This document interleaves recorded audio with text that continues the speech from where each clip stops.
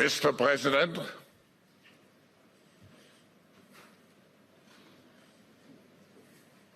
hello. What great honor,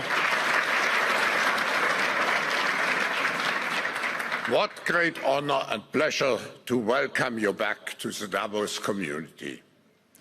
Just 4 days into your new mandate, we highly appreciate your presence with us today. We wish you all the best as you take on your critical work ahead. The global challenges we face today are monumental. The importance of American leadership and your personal leadership in this regard is fundamental and paramount. We are here to hear your vision and policies related to revitalizing the economy and addressing the global challenges. As you might expect, Mr. President, your return to office and your forthcoming policies have been at the focus of our discussions this week.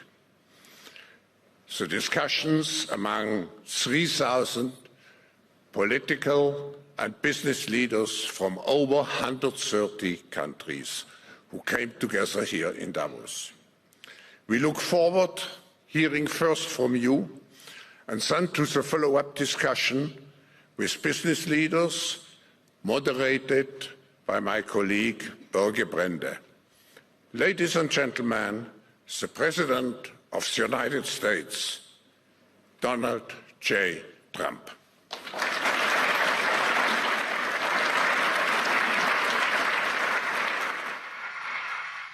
Well, thank you very much, Klaus, and hello to everyone in beautiful Davos. This has been a truly historic week in the United States. 3 days ago, I took the oath of office, and we began the golden age of America. The recent presidential election was won by millions of votes, and all 7, every one of them, all 7 swing states. It was a massive mandate from the American people like hasn't been seen in many years, and some of the political pundits, even some of my so-called enemies, said it was the most consequential election victory in 129 years. That's quite nice. What the world has witnessed in the past 72 hours is nothing less than a revolution of common sense. Our country will soon be stronger, wealthier, and more united than ever before, and the entire planet will be more peaceful and prosperous as a result of this incredible momentum and what we're doing and going to do. My administration is acting with unprecedented speed to fix the disasters we've inherited from a totally inept group of people and to solve every single crisis facing our country. This begins with confronting the economic chaos caused by the failed policies of the last administration. Over the past 4 years, our government racked up $8 trillion in wasteful deficit spending and inflicted nation-wrecking energy restrictions, crippling regulations, and hidden taxes like never before. The result is the worst inflation crisis in modern history and sky-high interest rates for our citizens and even throughout the world. Food prices and the price of almost every other thing known to mankind went through the roof. President Biden totally lost control of what was going on in our country, but in particular with our high inflation economy and at our border. Because of these ruinous policies, total government spending this year is $1.5 trillion higher than was projected to occur when I left office just 4 years ago. Likewise, the cost of servicing the debt is more than 230% higher than was projected in 2020. The inflation rate we are inheriting remains 50% higher than the historic target. It was the highest inflation probably in the history of our country. That's why from the moment I took office, I've taken rapid action to reverse each and every one of these radical left policies that created this calamity, in particular with immigration, crime, and inflation. On day one, I signed an executive order directing every member of my cabinet to marshal all powers at their disposal to defeat inflation and reduce the cost of daily life. I imposed a federal hiring freeze, a federal regulation freeze, a foreign aid freeze, and I created the new Department of Government Efficiency. I terminated the ridiculous and incredibly wasteful Green New Deal. I call it the Green New Scam. Withdrew from the one-sided Paris Climate Accord and ended the insane and costly electric vehicle mandate. We're going to let people buy the car they want to buy. I declared a national energy emergency, and it's so important, national energy emergency to unlock the liquid gold under our feet and pave the way for rapid approvals of new energy infrastructure. The United States has the largest amount of oil and gas of any country on earth, and we're going to use it. Not only will this reduce the cost of virtually all goods and services, it'll make the United States a manufacturing superpower and the world capital of artificial intelligence and crypto. My administration has also begun the largest deregulation campaign in history, far exceeding even the record-setting efforts of my last term. In total, the Biden administration imposed $50,000 in additional regulatory costs on the average American household over the last 4 years. I have promised to eliminate 10 old regulations for every new regulation, which will soon put many thousands of dollars back in the pockets of American families. To further unleash our economy, our majorities in the House and Senate, which we also took along with the presidency, are going to pass the largest tax cut in American history, including massive tax cuts for workers and family, and big tax cuts for domestic producers and manufacturers. And we're working with the Democrats on getting an extension of the original Trump tax cuts, as you probably know, by just reading any paper. My message to every business in the world is very simple. Come make your product in America, and we will give you among the lowest taxes of any nation on earth. We're bringing them down very substantially, even from the original Trump tax cuts. But if you don't make your product in America, which is your prerogative, then very simply you will have to pay a tariff, differing amounts, but a tariff which will direct hundreds of billions of dollars and even trillions of dollars into our treasury to strengthen our economy and pay down debt. Under the Trump administration, there will be no better place on earth to create jobs, build factories, or grow a company than right here in the good old USA. Already Americans' economic, you can see this, I think, maybe even in your wonderful, wonderful room that you're all gathered together, so many of my friends, but Americans, the economic confidence is soaring like we haven't seen in many, many decades, maybe not at all. Upon my election, it was just announced that small business optimism skyrocketed by 41 points in a single month. That's the highest ever. There's never been anything like that. SoftBank has announced between a $100 and $200 billion investment in the U.S. economy because of the election result. And just 2 days ago, Oracle, SoftBank, and OpenAI announced a $500 billion investment in AI infrastructure. Other companies likewise have announced billions and billions and billions, adding up to trillions of investment in America, in the United States. And it's also reported today in the papers that Saudi Arabia will be investing at least $600 billion in America. But I'll be asking the Crown Prince, who's a fantastic guy, to round it out to around $1 trillion. I think they'll do that because we've been very good to them.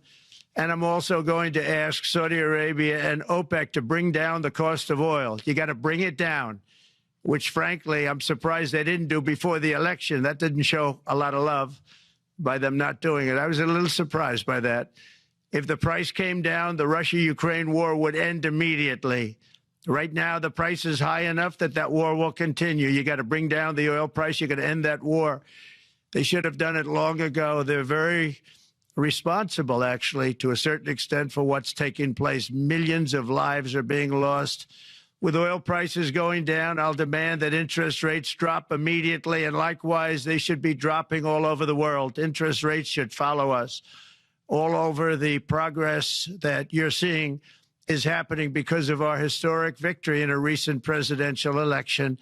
one that has become quite well known throughout the world. I think a lot of things are happening to a lot of countries. They say that there's light shining all over the world since the election, and even countries that we aren't particularly friendly with are happy because they understand what there is a future and how great the future will be. Under our leadership, America is back and open for business. And this week, I'm also taking swift action to stop the invasion at our southern border. They allowed people to come in at levels that nobody's ever seen before. It was ridiculous. I decided and declared to do, and very, very importantly, a national emergency on our border immediately halted all entry of illegal border crossers, of which there were many, and began promptly returning the illegal trespassers back to the place from which they came.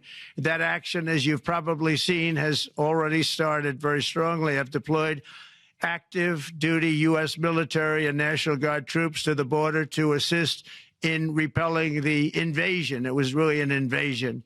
We will not allow our territory to be violated. After 4 long years, the United States is strong and sovereign and a beautiful nation once again. It's a strong, sovereign nation. In addition, I'm pleased to report that America is also a free nation once again. On day one, I signed an executive order to stop all government censorship. No longer will our government label the speech of our own citizens as misinformation or disinformation, which are the favorite words of censors and those who wish to stop the free exchange of ideas and, frankly, progress. We have saved free speech in America, and we've saved it strongly.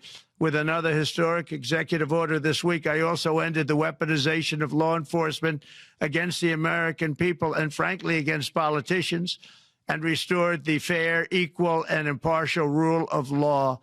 My administration has taken action to abolish all discriminatory diversity, equity, and inclusion nonsense. And these are policies that were absolute nonsense throughout the government and the private sector. With the recent yet somewhat unexpected great Supreme Court decision just made, America will once again become a merit-based country. You have to hear that word, merit-based country. And I've made it official, an official policy of the United States, that there are only 2 genders, male and female. And we will have no men participating in women's sports, and transgender operations, which became the rage, will occur very rarely. Finally, as we restore common sense in America, we're moving quickly to bring back strength and peace and stability abroad. I'm also going to ask all NATO nations to increase defense spending to 5% of GDP, which is what it should have been years ago. It was only at 2%, and most nations didn't pay until I came along. I insisted that they pay, and they did, because the United States was really paying the difference at that time, and it was unfair to the United States. But many, many things have been unfair for many years to the United States. Before even taking office, my team negotiated a ceasefire agreement in the Middle East, which wouldn't have happened without us, as I think most of the people in the room know. Earlier this week, the hostages began to return to their families. They are returning, and it's a beautiful sight, and they'll be coming in more and more. They started coming back on Sunday. Our efforts to secure a peace settlement between Russia and Ukraine are now hopefully underway. It's so important to get that done. That is an absolute killing field. Millions of soldiers are being killed. Nobody's seen anything like it since World War II. They're laying dead all over the flat fields. It's a flat field farmland, and there's millions of Russians and millions of Ukrainians. Nobody's seen anything like it since World War II. It's time to end it. And here in America, we have big events coming up. Next year, we have the 250th anniversary of America's founding. I'm so honored to be president during that. That's been a big event. They've been talking about it for 10 years. We also have the World Cup, and I understand Gianni's in the room. Infantino, he was very instrumental in helping us get it. He's there with you someplace, I think, and I want to thank him for that. And then we have the Olympics coming up, which I was instrumental in getting also in my first term. And who would have known that by skipping a term, I would get the Olympics? I was upset. I said, you know, I got the Olympics to come and I won't be president. But it turned out through a stroke of luck, or whatever you might call it, that I'm going to be president during the World Cup and the Olympics and the 250th anniversary. So that's going to be 3 big events. And we've accomplished more in less than 4 days. We have really been working 4 days than other administrations have accomplished in 4 years. And we're just getting started. It's really an amazing thing to see. And the spirit and the light over our country has been incredible. Under the last administration, our nation has suffered greatly, but we're going to bring it back and make it greater, bigger, stronger, better than ever before. I want to thank everybody for being with you. I would have been there myself, except the inauguration was 2 days ago. I thought it might be a little bit quick to make it the first stop, but we'll get there one day. We hope to get there. But I do appreciate, I heard the audience is fantastic, and many of my friends are in the audience, and I will be taking questions now from some very distinguished people. Thank you all very much.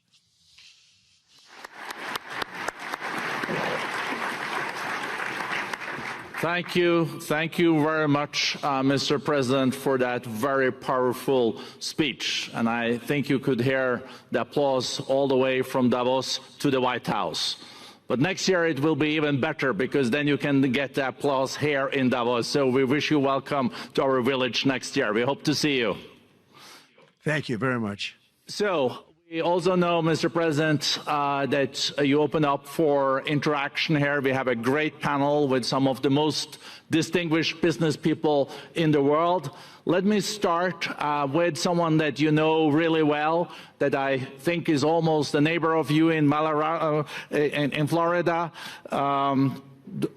Mr. Steve Schwarzman, Chairman, CEO, and co-founder of Blackstone Group. So, Steve, floor is yours. Well, Mr. President, I'm sure the Crown Prince of Saudi Arabia will be really glad you gave this speech today.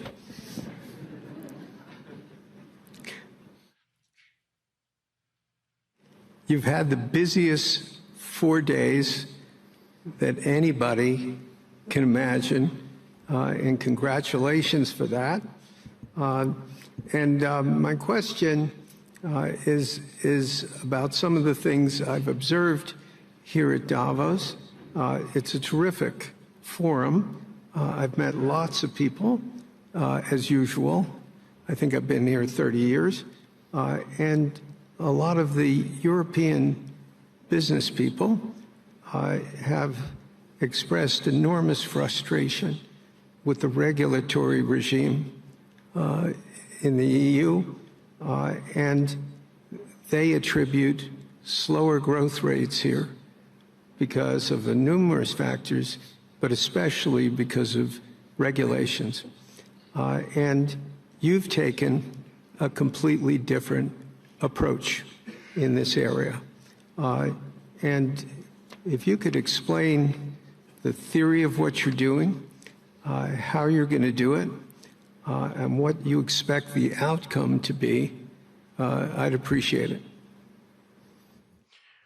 Well, thank you very much, and congratulations, Steve. You're a friend of mine, but on a great career. You have had an amazing career, and it continues. I just want to congratulate you. Very inspirational to a lot of people.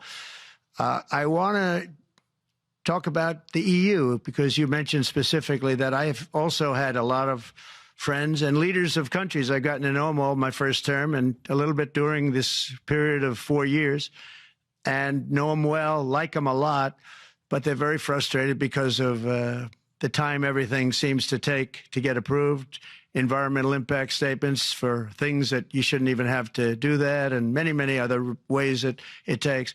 And I'm going to give you a quick little example. In the private life, my beautiful private life, before I had all these things happening, the world is a little different. I had a nice, simple life. You knew that. But when I had that simple life, I did projects. And I had a big project in Ireland. And it had to get approval on something that would have made it even better. And I got the approval from Ireland in a period of a week. And it was a very, very, very efficient, good approval. And they informed me, though, the problem is you're going to have to get it from the EU, and we think that'll take 5 to 6 years. And I said, you have to be kidding. And this was before politics. And I said, wait a minute, it's not that important. I don't want to go 5 or 6 years, but it would have been a big investment. It would have been nice, and it would have been good for the project. And I sent the people to the EU to see if they could speed it up. And basically, it was a 5 or 6 year wait just to get a simple approval that Ireland gave me in a period of literally not much more than a week. And I realized right then, that was the first time I really was involved with the EU, but I realized right then that's a problem. And I didn't even bother applying to do it. Or if I did, I pulled it very quickly. I have to be very accurate because I don't want to be criticized. He did apply, actually. No, I want to be very accurate. So I don't think I did, but if I did, I pulled it very quickly. It was just something you couldn't wait 5 years or 6 years to get an approval. So a lot of, in a very big business sense, a lot of people are claiming that's the problem. From the standpoint of America, the EU treats us very, very unfairly, very badly. They have a large tax that we know about, and a VAT tax, and it's a very substantial one. They don't take essentially don't take our farm products, and they don't take our cars, yet they send cars to us by the millions. They put tariffs on things that we want to do. Like, for instance, I think they actually, in terms of, these are non-economic or non-monetary tariffs, and those are very bad. And they make it very difficult to bring products into Europe, and yet they expect to be selling, and they do sell their products in the United States. So we have, hundreds of billions of dollars of deficits with the EU, and nobody's happy with it, and we're going to do something about it, but nobody's happy with it. So I think the EU has to speed up their process. Friends of mine that are in some of the nations within the EU, great people, they want to be able to compete better, and you can't compete when you can't go through the approval process fast. There's no reason why it can't go faster. So, I'm trying to be constructive because I love Europe. I love the countries of Europe, but the process is a very cumbersome one, and they do treat the United States of America very, very unfairly with the VAT taxes and all of the other taxes they impose. One other, just to finish up, I got a call from the head of a major airline, one of the biggest airlines in the world, and he said, sir, could you help us? What? Landing in Europe is brutal. They charge us fees for everything, and it's so unfair. I said, how does it compare to China? He said, it's much worse. And the other thing, as you know, they took court cases with Apple, and they supposedly won a case that most people didn't think was much of a case. They won 15 or 16 billion from Apple. They won billions from Google. I think they're after Facebook for billions and billions. These are American companies, whether you like them or not. They're American companies, and they shouldn't be doing that. And that's, as far as I'm concerned, it's a form of taxation. So we have some very big complaints with the EU. Thank you. Thank you very much, Mr. President. We'll now go to one of your friends in the EU, Patrick Pouyanné. He's the chairman and CEO of Total Energies.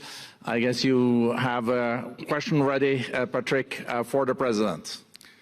Mr. President, as we understand, energy is at the top of your agenda, and it's an honor for me to represent the energy industry tonight. In this panel, Total Energies is indeed the fourth largest oil and gas and electricity company in the world. I will not ask you a question about the oil price. It's quite clear what you expect from us. I will go to gas more. And our company is the largest #1 exporter LNG from the US company. We are a strong contributor to, and we invest in a mammoth LNG projects in Texas, $20 billion. It's far from 200, but it's $20 billion. And we contribute with that to security of supply to Europe as we export this LNG to Europe. Some experts fear that if there are too many projects developed in the US on LNG, this could have an inflationary impact on the US domestic gas price. And they recommend a pause on these projects. I would ask you the following question. What are your views about such a pause on investments on LNG in the US? What would happen if you would observe an increased domestic gas price because of these exports? And final question, which is important for Europe, would you agree to guarantee security of supplies of US LNG to Europe? Well, on the last part of your question, yes, I would. I would make sure that you get it. If we make a deal, we make a deal, you'll get it. Because a lot of people do have that problem. They make a deal and then it can't get supplied because of war-type problems and other problems. So we would absolutely do that. LNG is very interesting because when I took office for the first term, one of the first things I looked at was there were two very massive plants in Louisiana, a state that has been very good to me, won it by many, many points. And I felt strongly indebted to it, actually. And they said there are two plants that have been under environmental consideration for more than 10 years. And they were costing, as you say, you know how expensive those plants are, but they were costing like 12 billion and I think 14 or 15 billion, but they couldn't get their permits. They were in review for years, many, many years, like a decade or more. And I said, so ridiculous. I know so much about that because in the construction industry, I had to go through it too, but I got good at it after a while. But I saw the projects, and you're talking about a total investment of 25 to $30 billion, and it looked like it was going to end. They couldn't get their permits, and I got them done in less than a week. It was done, completed. In fact, when they called them to announce that it was done, the countries, largely countries, Japan was involved and another country and some very big investors, they couldn't believe it. They actually couldn't believe it. And I said, just do yourself one favor. Don't pay any consultants because the only one that got it done was me. I got it done because it was the right thing to do for the U.S. and for the world, but the consultants had nothing to do with it. You know, the consultants go in and they say, give us millions of dollars because Trump did it. Nobody called me about it. I just heard it was a problem for years. And I got it done because it was the right thing to do for the U.S. and the right thing to do for beyond. It had to do with energy, very important. So I think it's very important. I think I disagree with one. I think the more that you do, the lower the price is going to go. And what I'd like to see is rapid approvals. We're going to give very rapid approvals in the United States, like with the AI plants, talking to many people want to build them. That's going to be a very big thing. We're going to build electric generating facilities. They are going to build. I'm going to get them the approval. Under emergency declaration, I can get the approvals done myself without having to go through years of waiting. And the big problem is we need double the energy we currently have in the United States. Can you imagine? For AI to really be as big as we want to have it, because it's a very competitive, it'll be very competitive with China and others. So I'm going to give emergency declarations so that they can start building them almost immediately.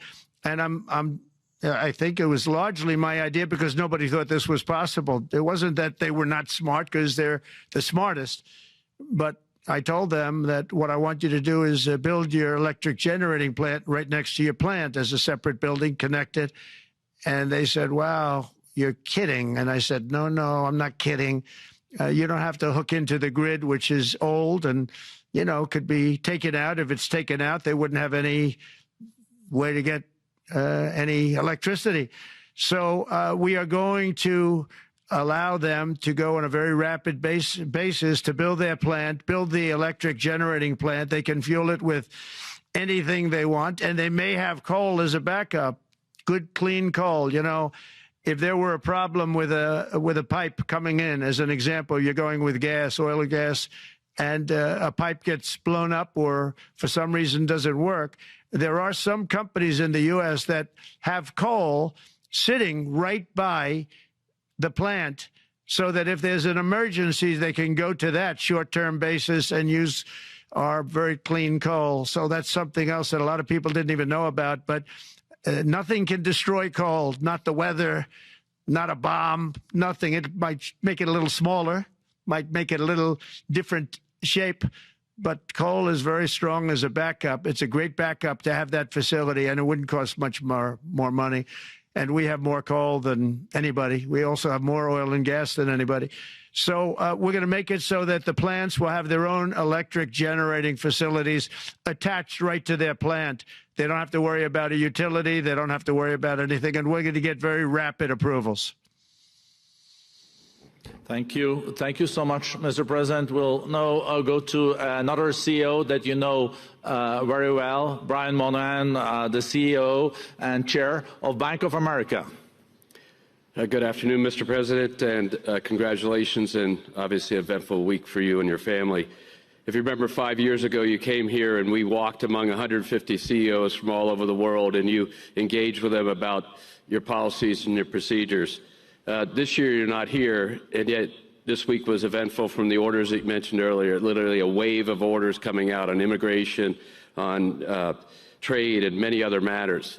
And so, as a representative of the United States here, we got a lot of questions about what does all this mean and how would the president square this with his clear focus on growth, prosperity, market growth, stock market growth, a good bond market, and bringing down prices. So how do you think about the impact of all these orders and how fast they come out, and how you're going to balance them with that scorecard of being successful in both continuing GDP growth, bringing down inflation, and also having a good stock price appreciation for the American citizen?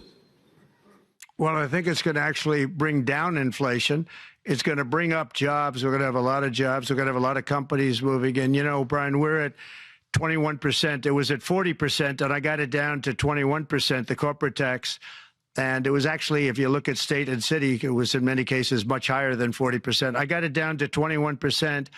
And now we're going to bring it down from 21 to 15% if, there's a big if you make your product in the U.S. So we're going to have the lowest, just about the lowest rate. It'll be, the 21 is on the low side worldwide. The 15 is about as low as it gets. And by far the lowest of a large country, a large, you know, rich, powerful country, by far, not even a contest. So we're going to bring it down to 15% if you make your product in the USA. So that's going to create a tremendous buzz. We're also probably going back to the one-year deduction where we deduct, you know, we did that originally, and that was amazing what the impact that had, the one-year deduction, which built up over a period of time, and then it expires. But we're going to go back to that when we do the renewal of the Trump tax plan. We have to get Democrats to approve it. But, you know, if the Democrats didn't approve it, I don't know how they can survive with about a 45% tax increase, because that's what it would be. And so I think they're going to do. We've been working along with them pretty well. I think it's very hard for a political group to say, let's charge people 45% more. So I think we're in good shape. But we're actually doing a reduction for business and small businesses where you're going to bring it down to 15%, which is really something.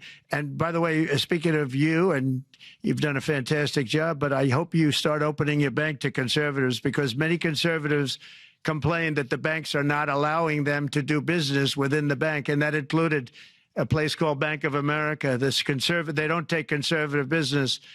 And I don't know if the regulators mandated that because of Biden or what, but you and Jamie and everybody, I hope you're going to open your banks to conservatives, because what you're doing is wrong. Mr. President, I'll say that your friend Gianni said hello, told me to tell you hello, and we look forward to sponsoring the World Cup when it comes, both this summer for the club and next year. So thank you for getting that for the United States. Thank you very much, Brian. Thank you, Mr. President. We'll now go to Anna Butin. She's the executive chairman of Banco Santander, one of the big European banks, and also in the U.S. So, Anna. Mr. President, congratulations on a historic victory. I believe you don't know me as well as my fellow panelists, so a few words. Santander is one of the largest banks in the world by number of customers, 170 million. That's more than my friend Brian or my friend Jamie have. And those... They fixed the regulation. That's coming, that's coming. That was cheeky. we're a big investor in the United States. We have many million customers, 12,000 employees. We're one of the largest auto lenders, and we recently launched a fully digital bank called Open Bank. We strongly believe banks have a pivotal role in the economy, and we can accelerate growth and help many more customers. That's what we're doing in the United States. So, as Brian pointed out, we very much welcome your focus on deregulation and reducing bureaucracy. So my question is, what are your priorities in this regard, and how fast is this going to happen? Thank you very much. I think it's going to, thank you and congratulations. I know very much about your bank, and you've done a fantastic job. Congratulations. We are going to move very quickly. We've moved very quickly. We've done things in the last 3 days that nobody thought were possible to do in years. And it's all taking effect. It's going to have a huge impact on the economy, a huge positive impact. Money was being wasted on crazy things. I mean, the Green New Deal was such a total disgrace, how that was perpetrated. And it was conceived of by people that were average students, less than average students, I might add, and never even took a course in energy or the environment. It was just a game. Remember, the world was going to end in 12 years. Remember that? Well, the 12 years has come and gone. It was going to end. It was going to all foam into earth. But, you know, the time has come. These people, and they really scared the Democrats large. I can't say the Republicans. The Republicans maybe could have fought harder to stop it, but it's been a tremendous waste of money. You know, during my 4 years, we had the cleanest air, we had the cleanest water, and yet we had the most productive economy in the history of our country. We had the most productive economy. Until COVID came, we had the most productive in the history of our country by far. And actually, you could look worldwide. We were beating everybody from China to everybody else. So, and we think we really now, with what we have learned and all of the other things that have taken place, we think we can even far surpass that, actually far surpass it. But we do, one thing we're going to be demanding is we're going to be demanding respect from other nations. Canada, we have a tremendous deficit with Canada. We're not going to have that anymore. We can't do it. I don't know if it's good for them. As you probably know, I say you can always become a state.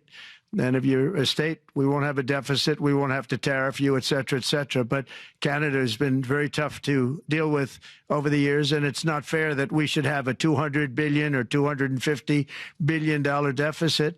We don't need them to make our cars, and they make a lot of them. We don't need their lumber because we have our own forests, et cetera, et cetera. We don't need their oil and gas. We have more than anybody. So, you know, just as an example, with Mexico, we're dealing with Mexico, I think, very well.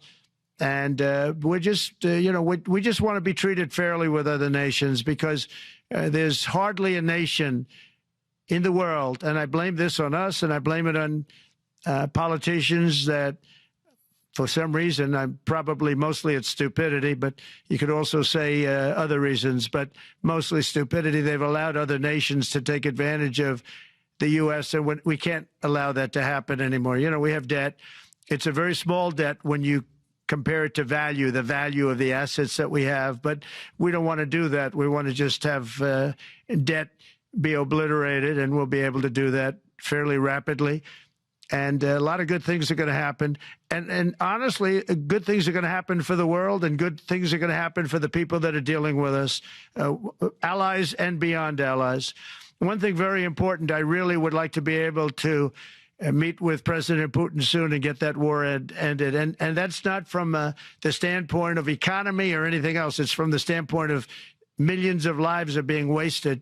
Beautiful young people are being shot in the battlefield. You know, the bullet, very flat land, as I said, and the bullet goes, there's no hiding. And a bullet, the only thing going to stop the bullet is a human body.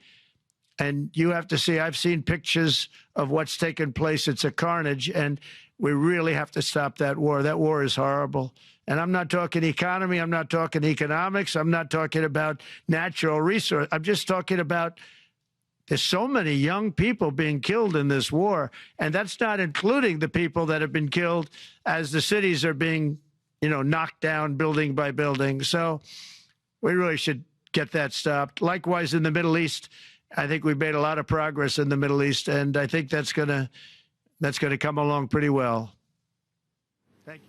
Thank you, Mr. President. We know that the most consequential relationship in the world is between the U.S. and China. U.S. 28% of the global economy, China close to 20. That's almost half of the global GDP.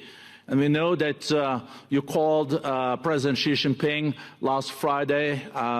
We heard that you had a good discussion. How do you see the relationship between the U.S. and China in the next 4 years under your leadership? He called me, but I see it very good. I think that we're going to have a very good relationship. All we want is fairness. We just want a level playing field. We don't want to take advantage. We've been having massive deficits with China. Biden allowed it to get out of hand. He's $1.1 trillion deficit. It's ridiculous. And it's just an unfair relationship. And we have to make it just fair. We don't have to make it phenomenal. We have to make it a fair relationship. Right now, it's not a fair relationship. The deficit is massive, as it is with other countries, a lot of Asian countries, actually. But we have deficits that are very big, and we can't keep doing that. So we're not going to keep doing that. But I like President Xi very much. I've always liked him. We always had a very good relationship. It was very strained with COVID coming out of Wuhan. Obviously, that strained it. I'm sure it strained it with a lot of people, but that strained our relationship. But we always had a great relationship, I would say, and we look forward to doing very well with China and getting along with China. Hopefully, China can help us stop the war with, in particular, Russia, Ukraine. They have a great deal of power over that situation, and we'll work with them. And I mentioned that during our phone conversation with President Xi. And hopefully we could work together and get that stopped. We'd like to see denuclearization. In fact, with President Putin prior to an election result, which was frankly ridiculous, we were talking about denuclearization of our two countries, and China would have come along. China has a much smaller right now nuclear armament than us, or field than us, but they're going to be catching it at some point over the next 4 or 5 years. And I will tell you that President Putin really liked the idea of cutting way back on nuclear. And I think the rest of the world, we would have gotten them to follow. And China would have come along, too. China also liked it. Tremendous amounts of money are being spent on nuclear. And the destructive capability is something that we don't even want to talk about today because you don't want to hear it. It's too depressing. So we want to see if we can denuclearize, and I think that's very possible. And I can tell you that President Putin wanted to do it. He and I wanted to do it. We had a good conversation with China. They would have been involved, and that would have been an unbelievable thing for the planet. Mr. President, when you're back here in Davos next year, will there be then a peace agreement with Ukraine and Russia by then? Well, you're going to have to ask Russia. Ukraine is ready to make a deal. Just so you understand, this is a war that should have never started. If I were president, it would never have started. This is a war that should have never, ever been started. And it wasn't started during there was never even talk about it. I knew that it was the apple of President Putin's eye, but I also knew that there was no way he was going in, and he wasn't going to go in. And then when I was out, bad things happened, bad things were said, a lot of stupidity all around, and you end up with what you have. Now you have all these bombed out cities. They look like demolition sites with many people killed. I think the thing that you'll see about Ukraine is that far more people have died than is being reported. And I've seen that. But far, far more people have died. When you look at a city that's become a demolition site where big buildings have been collapsed by missiles hitting them and everything else, and they say one person was slightly injured. No, many people were killed. Those are big buildings. I was surprised at how that was my business. These are buildings that go 2 and 3 blocks long. They're 20 stories high. They're big, powerful buildings, and they were knocked down, and there were a lot of people in those buildings that announced that 2 people were injured. That's not true. So I think you're going to find that there were many more people killed in Ukraine in the Ukraine war than anybody has any idea. But if you look now, so many of the people being killed are soldiers just facing each other with guns, rifles, and drones, the new form of warfare, drones. And it's a very sad thing to see. And when you see pictures of the fields that I see, nobody wants to see it. You'll never be the same. Thank you very much, Mr. President, on behalf of all the 3,000 participants here in Davos. We really underline that joining us the 3rd day in your presidency, live taking questions here is so appreciated, and we are already ready for receiving you next year in person. So thank you very much, and all the best from Davos. Thank you. Thank you very much. Thank you.